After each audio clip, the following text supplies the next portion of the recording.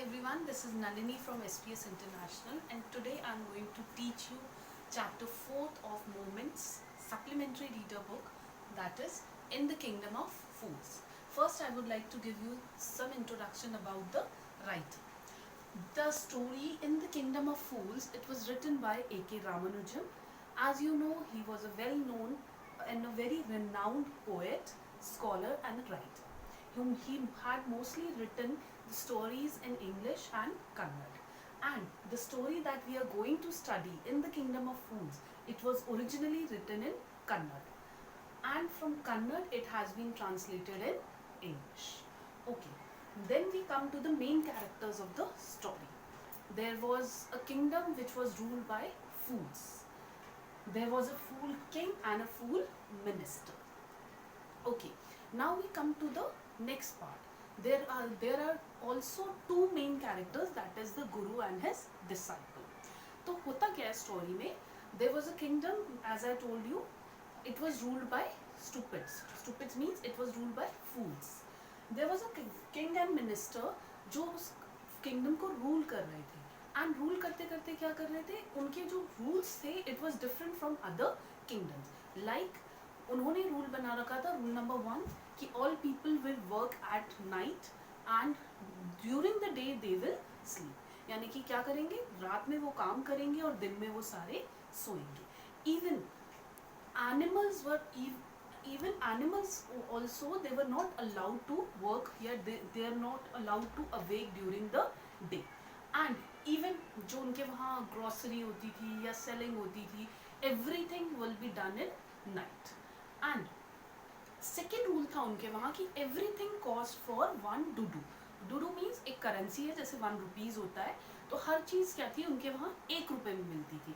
जैसे गोल्ड है तो वो भी 1 रुपये का है, बनानाज है, बंच ऑफ बनानाज है तो वो भी 1 रुपये के हैं. यानी कि सब चीज़ एवरीथिंग कॉस्ट द सेम.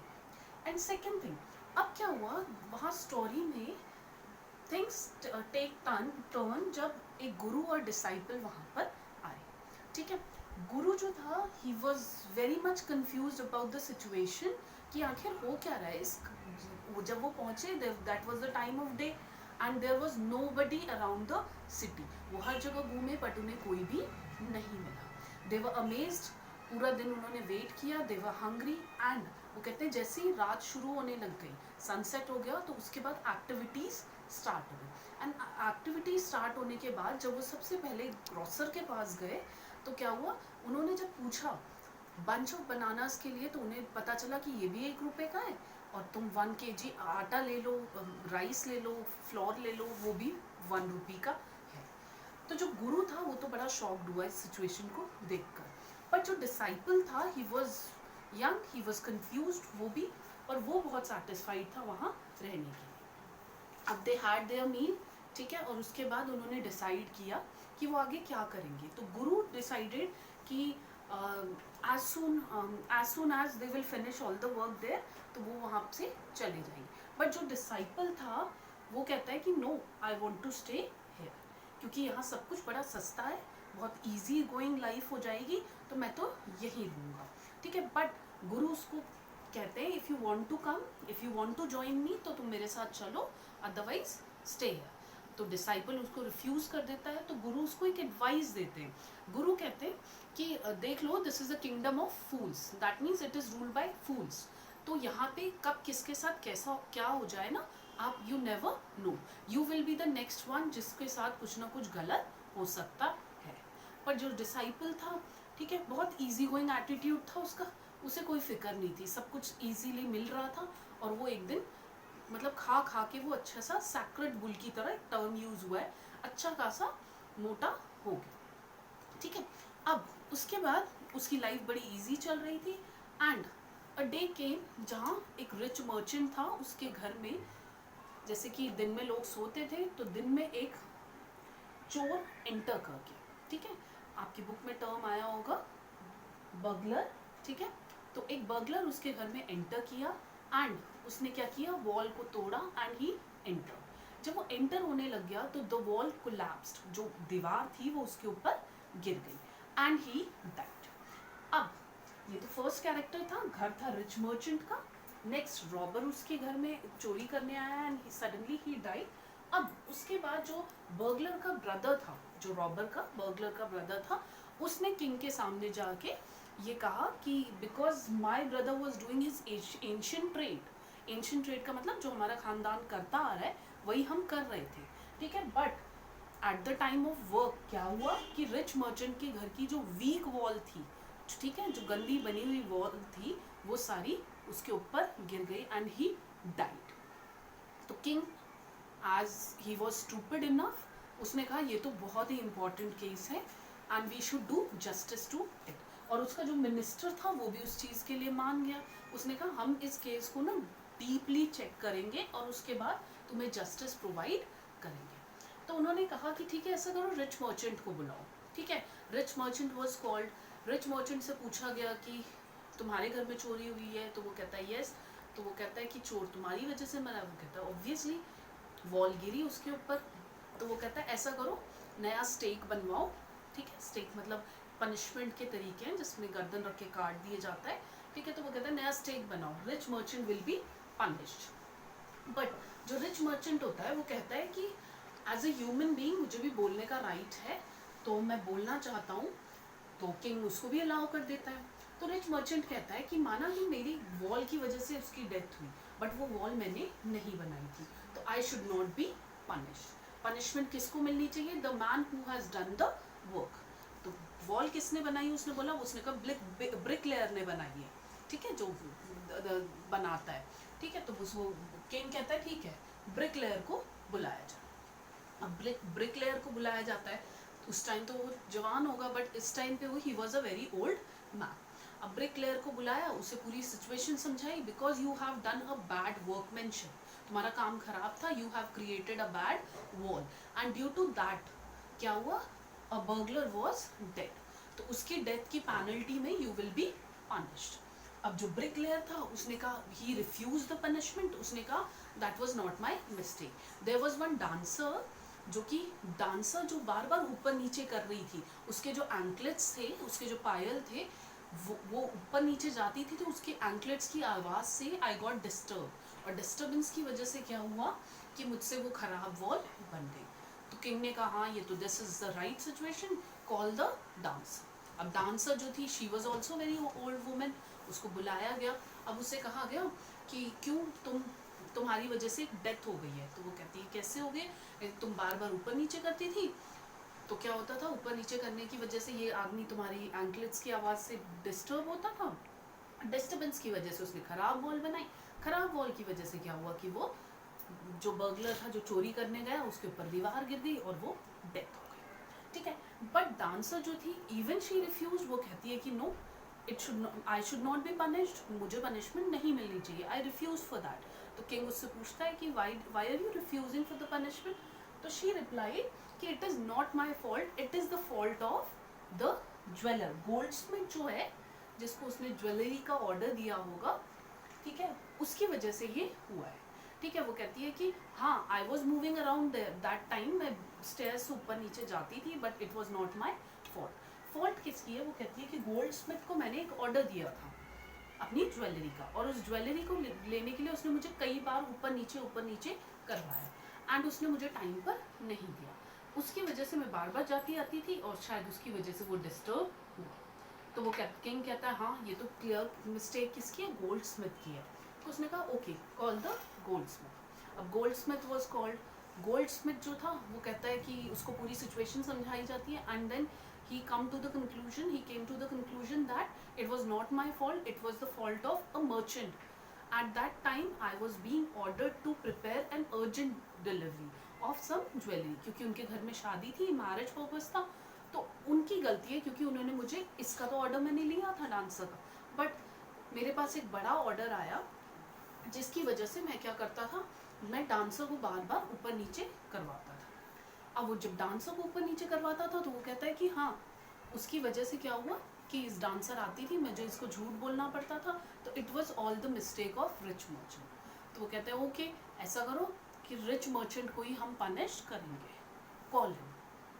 तो रिच मर्चेंट उस टाइम तक ही वॉज डेड। अब वो कहते हैं रिच मर्चेंट का पीछे हिस्ट्री चेक किया गया, पास्ट जनरेशंस चेक की गई, तो पता चला जिस मर्चेंट के घर की वॉल गिरी थी ही was the son of that rich merchant जिसने वो ऑर्डर दिया था।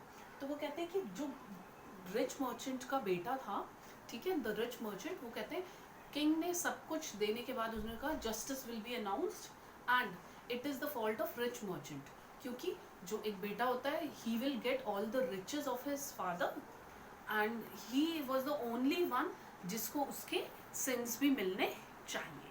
तो उसने क्या कहा, उसने कहा जैसे तुम्हें सारे अपने फादर की संपत्ति यूज़ करते हो, तुम रिचेस यूज़ करते हो, तो you will get all the sins, ठीक है, उसके पाप भी तुम ही भरोगे।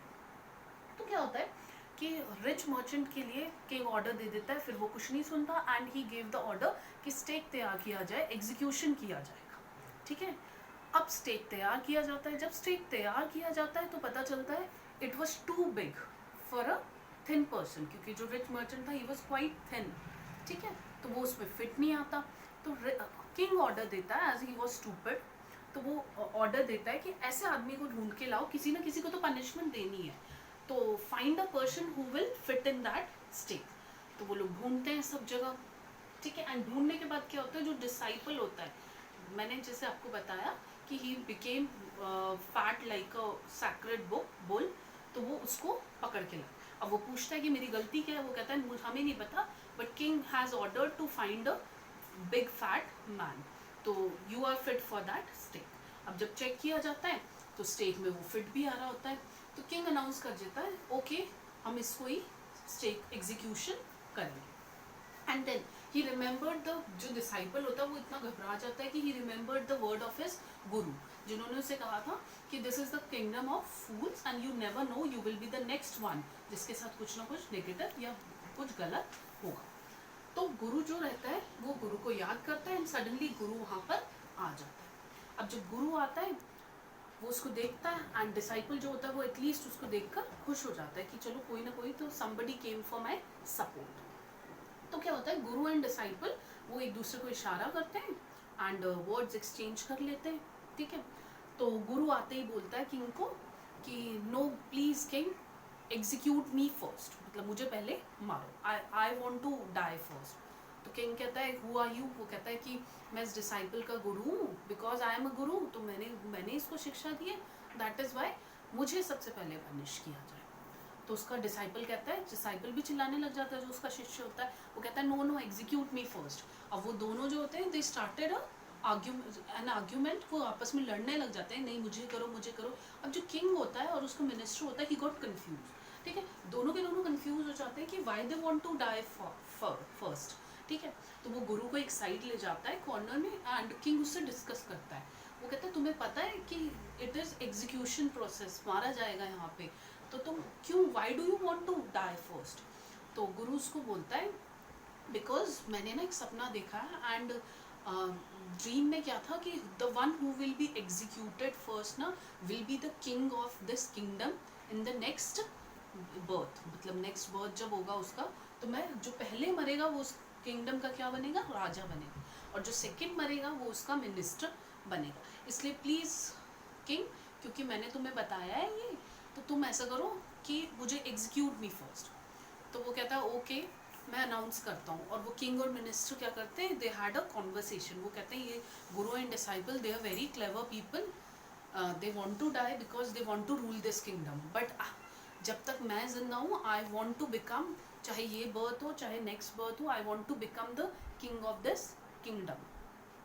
तो वो क्या होता है, किंग पोस्टपोन कर देता है, वो कहता है आज रात को एग्जीक्यूशन होगा नॉट नाउ, और फिर अपने अपने उसको सैनिकों को बुलाता है एंड वो कहता है एग्जीक्यूशनर को भी बुलाता है, वो कहता है कि जिस सीक्वेंस में भेजा जाएगा ना, जिसे पहले भेजा जाएगा बिना चेहरा देखे, तुम पहले जिसको भेजा जाएगा it's my order not to see his face, उसे पहले एग्जीक्यूट किया जाए, और जो सेकेंड आएगा उसे सेकेंड पोजीशन पे, मतलब आफ्टर द फर्स्ट वन उसे एग्जीक्यूट किया जाए, and you are nobody to question on that, जिसे जिस सीक्वेंस में भेजा जाए वो वैसे ही हो जाएगा, ठीक है।